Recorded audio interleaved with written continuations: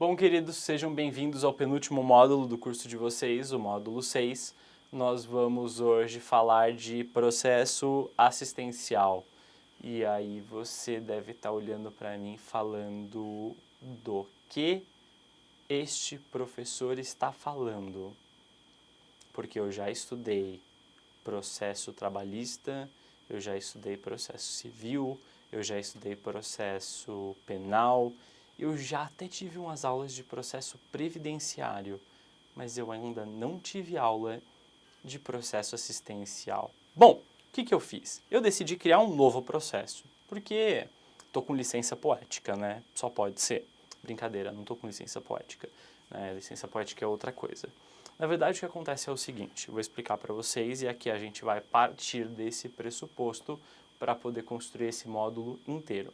É o seguinte, vocês têm a Lei 8742 de 93, que é a Lei Orgânica da Assistência Social. Depois vocês têm o Decreto 6.214 de 2007, que é o RBPC, Regulamento do Benefício de Prestação Continuada. A lei e o decreto já trazem as normas, né, que dizem como que se faz o benefício de prestação continuada e como que se operacionaliza ele.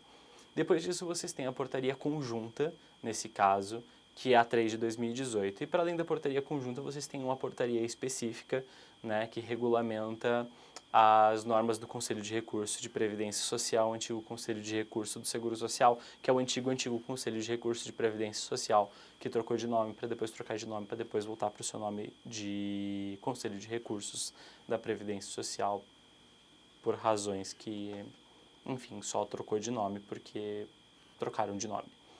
E acontece, né? E nesse caso, a gente tem legislações muito específicas. E aí você se pergunta, não, mas a norma que regula o processo administrativo é a norma da Lei do Processo Administrativo Federal.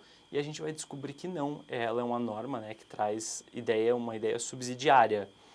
Então você tem uma Lei do Processo Administrativo Federal, a gente vai discutir ela daqui a pouco, e ela traz ali uma regra de natureza subsidiária. Existem regras sempre mais específicas sobre cada um dos processos administrativos.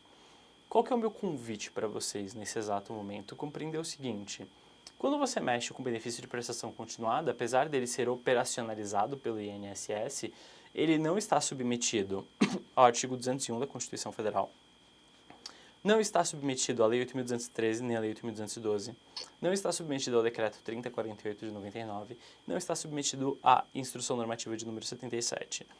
Ele tem todo o seu regramento específico e, da mesma forma que tem seu regramento específico, segue todos os seus critérios, a sua ordem de forma específica, o que significa dizer que eu tenho toda a autorização para dizer para vocês que você tem um processo administrativo de natureza assistencial para concessão do benefício de prestação continuada, o que permite para mim falar em processo assistencial, o que permite para mim começar a aula de vocês, a aula de número 1, falando em processo administrativo assistencial, PAA, ou, como eu carinhosamente vou lecionar para vocês, o PA.